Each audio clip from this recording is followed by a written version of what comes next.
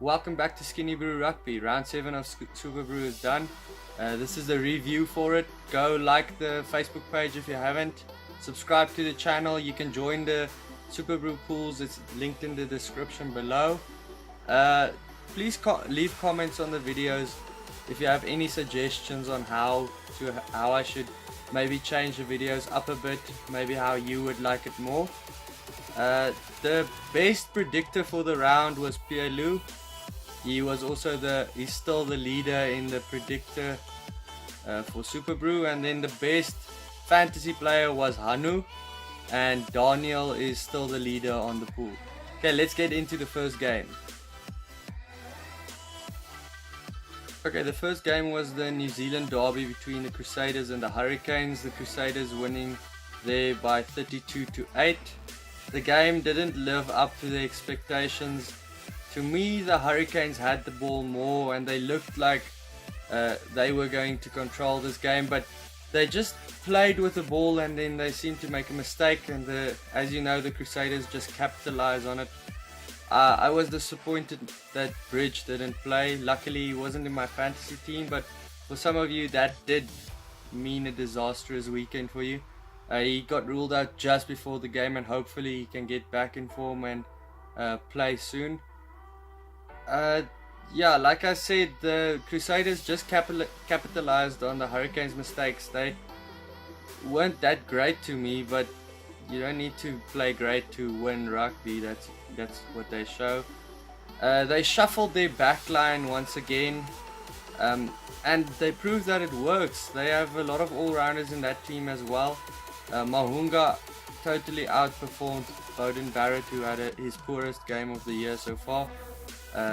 That's good for All Black selectors when your number 10s try and challenge each other.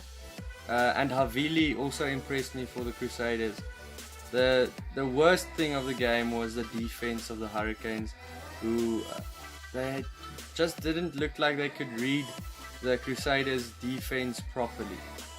Okay, then to me it was the best game of the weekend. It was the Waratahs versus the Sunwolves. The Sunwolves coming away there with their first victory in Australia, 31-29.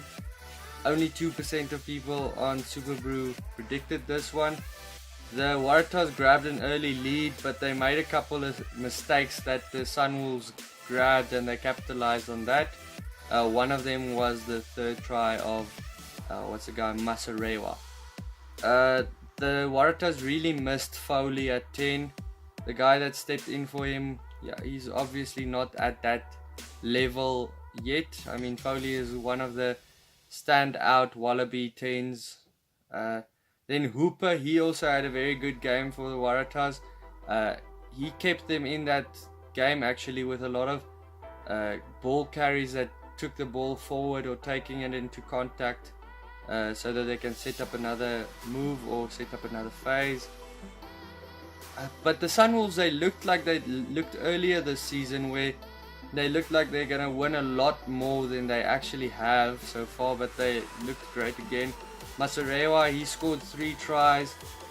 If you want to go look at any highlights, that second try of his, he just had a very great line to run around the Waratahs and just score a great try.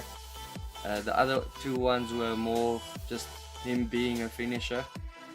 Then the next game was the Blues versus the Stormers. The Blues winning 24-9. I think this was the best game I've seen from Black, the number 10. He was great with the boot. I think he kicked all of his kicks over if he didn't miss one maybe. On the other hand, Jean-Luc du Plessis,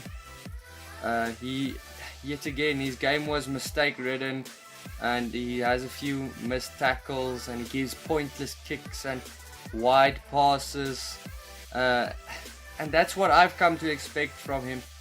Everyone knows I am a Stormers fan, so I do criticize them a bit more, but yeah, that's what I've come to expect from Jean-Luc. He does silly things sometimes. He doesn't just play an ordinary game. He tries to do the extraordinary, and he just doesn't get it right. Stander, when he came on for injury from Dan du Plessis, actually out of position that he played, but he actually when he got the ball in the first receiving position, it actually looked a bit more calm. The line ran a little bit better. From the Blues side, Nonu, he played better. He had a few line breaks where the guys struggled to get him down, especially he chose to run that line against John Luke, who missed him a couple of times. Except for the elbow to Lades' face by the Blues in, I think, the 5th minute, and that red card that the Blues got in the 69th minute for that aerial challenge against Lades, which was also a very silly one. It was actually a very good disciplined game from the Blues, and I think that's what they should focus on, to have a very good disciplined game. And you see what they can do when they don't give away silly penalties that just makes the other team get the scoreboard ticking over.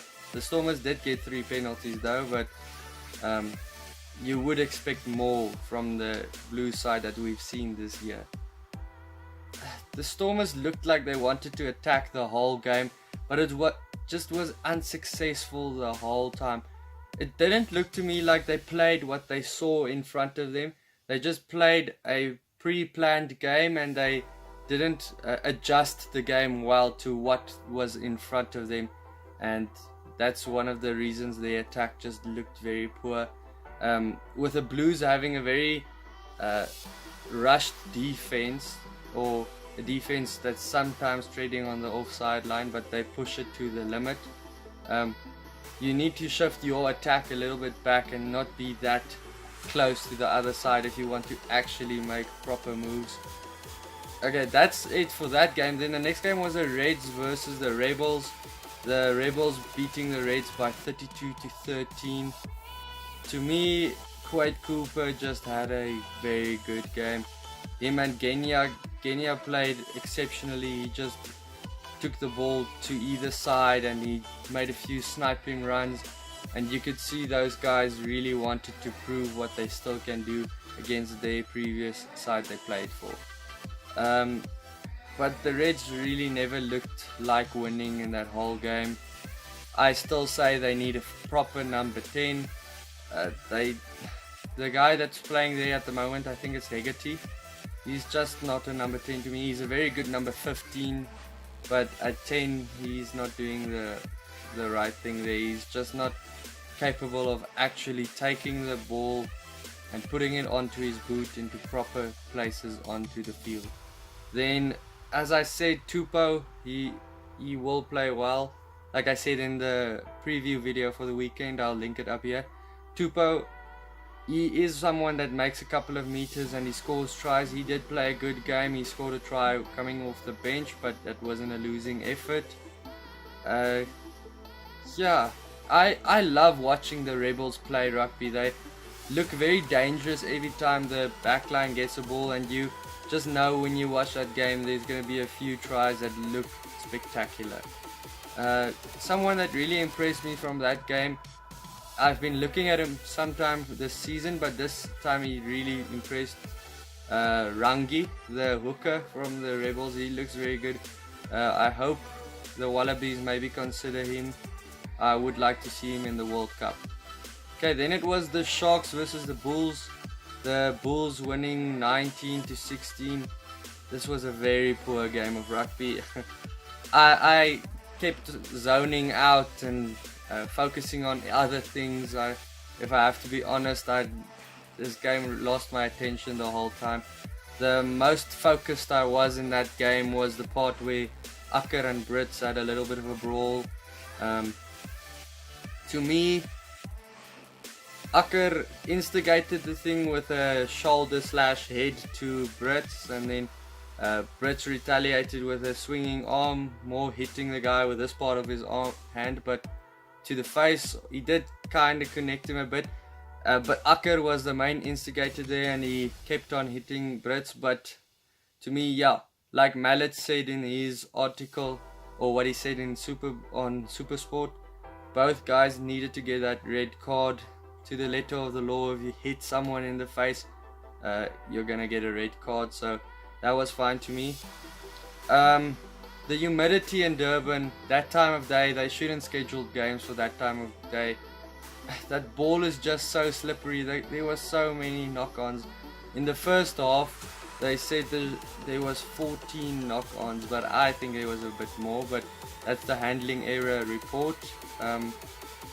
Then another takeaway from the week, Robert Dupree, he's one of my favorite number 10s, but he didn't have a good game. The Sharks really need to get a backup for him that can actually come onto the field when he's having a poor game, so that he can actually take over and try to take charge of it. Pollard again, he had a very good kicking game. I think he slotted over all of his kicks, if I didn't miss one maybe while dozing off in that game. The last game for the week, that was also a very good game to watch. Very late here in South Africa, it started 22-12. The Jaguares losing their 27-30 to the Chiefs. The Jaguares grabbed the lead late in the game in the 73rd minute, but the Chiefs still hung on in there and they got a win in the 78th minute, I think. The Jaguares, as always, they were poor disciplined, but this game really had some good tries if you want to look at it. It was a game of cross kicks. One of the Chiefs' tries came from a cross kick which came off the post and went into their own player's hand, and they scored a try. So that was lucky for them, but I think if the kick was where he meant to kick it, it would have been a try anyway. Damian McKenzie, he had a great kicking game again. He contributed 20 of that 30 points for the Chiefs, so he really is back on form. You can see they turned the page. They know they need to win all their games if they want to stand a chance this season, so they are playing completely different to that first games they played this season. And their attacking game just exposed the Jaguares defense.